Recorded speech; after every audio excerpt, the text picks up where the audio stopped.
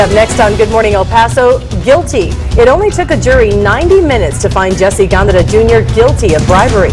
How long of a sentence he could be facing.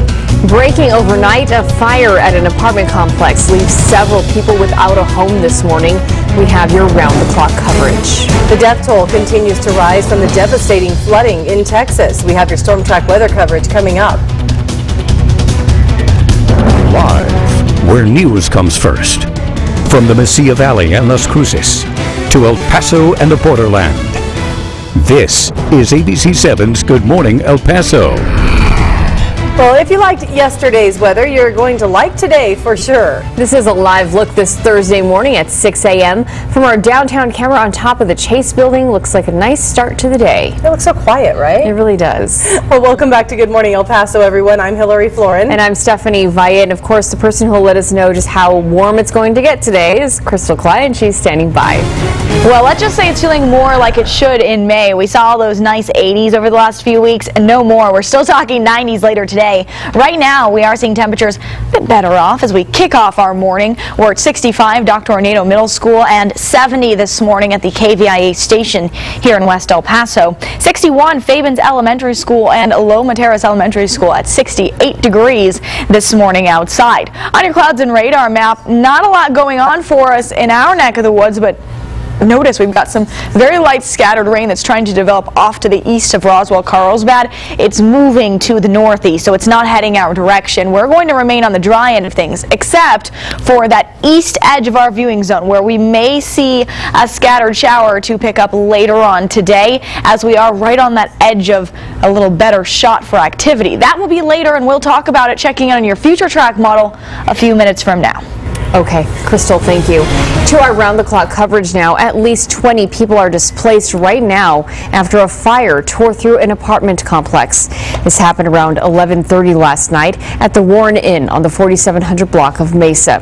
This is new video from our round-the-clock news crew. According to emergency radio transmissions from the scene, there was heavy smoke on the second floor in Section B of the apartment. The fire took about an hour to get under control. We're told about 30 units were damaged. No major injuries, though, have been reported. The cause of the fire is still under investigation. And we have an update to a fire we brought you as breaking news yesterday morning. This one happened at the maintenance facility at the Casa Ford dealership near Montana and Paisano in central El Paso. No one was hurt, and the fire was brought under control in about an hour. Firefighters say it will cost the dealership about $20,000 to repair the damage.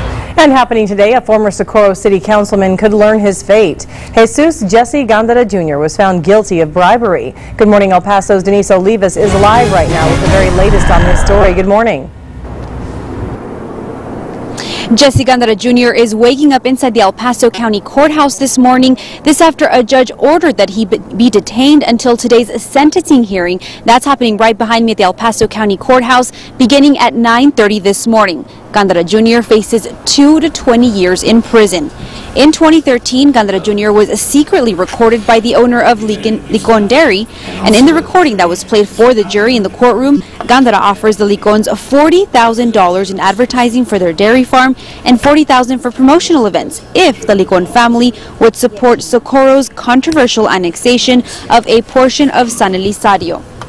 Well, the Gandaras have a long history in local politics and their fair share of legal problems, including 4 different convictions with various family members. In recent years, we have that entire family history at KVIA.com right now. So again, that sentencing phase beginning at 9:30 this morning.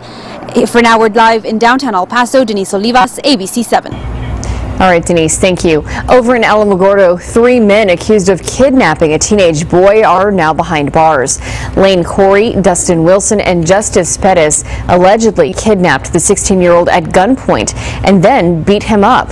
They're each charged with kidnapping and aggravated assault. As for Anastasia Colomenero, she was arrested because the teen told officers she tried to get him to buy drugs. She's charged with attempt to commit distribution of marijuana to a minor. And developing now in the Texas legislature, the open carry handgun bill has hit a snag in Austin. The bill would allow licensed Texans to openly carry handguns. It appeared ready to pass the House, but law enforcement groups rallied in opposition. They want lawmakers to take out a provision restricting police officers from questioning people carrying weapons. The House is now currently working on a new version. No word if it'll make it before the June 1st deadline. Meanwhile, the anti-gay marriage bill failed in the Texas Senate. The bill sought to defy the U.S. Supreme Court if same-sex marriage is legalized this summer. The Senate had a final chance to vote on banning government officials from giving marriage licenses to same-sex couples, but with only hours until a midnight deadline, the bill was scrapped. Republicans instead passed a resolution that says they believe marriage is between a man and a woman. In the Texas House, an amendment that would have allowed private child welfare agencies to block gays from actually adopting children on religious grounds, well, that also failed. The death toll is now up to 20 this week in catastrophic flooding in Texas and Oklahoma. And this morning, the threat is not over. Even more severe weather is forecast for the storm-weary states today. ABC's Valle has our storm track weather coverage. Front yards piling high with soggy carpet. This morning, thousands of homeowners in Central Texas are hoping to salvage the things they can't replace. It was every letter I've written to her for the last 25 years. I didn't know she had kept them. The National Guard now joining the search for those still missing, including members of 3 families staying together in a vacation home swept away by raging floodwaters. One of them, 43-year-old Michelle Carey Charba, is now confirmed dead. Even as the flooding recedes in many areas, evacuation orders continue for hundreds packing up in a hurry. We're doing just putting up, trying to save everything. Many dams and rivers expected to rise again as the storm threat continues. Part of a system spreading more severe weather across the nation's midsection. This tornado, caught on a surveillance camera near Dayton, Ohio, was one of several striking this past week. This morning, emergency officials in flood-ravaged areas are again pleading with residents to watch for warnings and to get out when ordered. It doesn't take much. We are saturated, folks. The isolated thunderstorms could cause immediate local flooding in your area. Valle, ABC News, Washington. Wow, so much devastation. Then we go to these nice cameras here showing what our traffic looks like this morning. Nice and dry and no problems out there. It's back to the drawing board for the Isleta School District. It's trying to figure out what to do differently this time if it wants a bond election to pass. And the Pentagon admitting they unwittingly shipped live anthrax spores to labs in several different states. We'll have the latest on this investigation coming up. But first, how are those rain chances looking for us this weekend? Meteorologist Crystal Cly has your detailed forecast. You'll certainly want to stay tuned. We're going to be talking about those chances of rain into your weekend and right on into next week.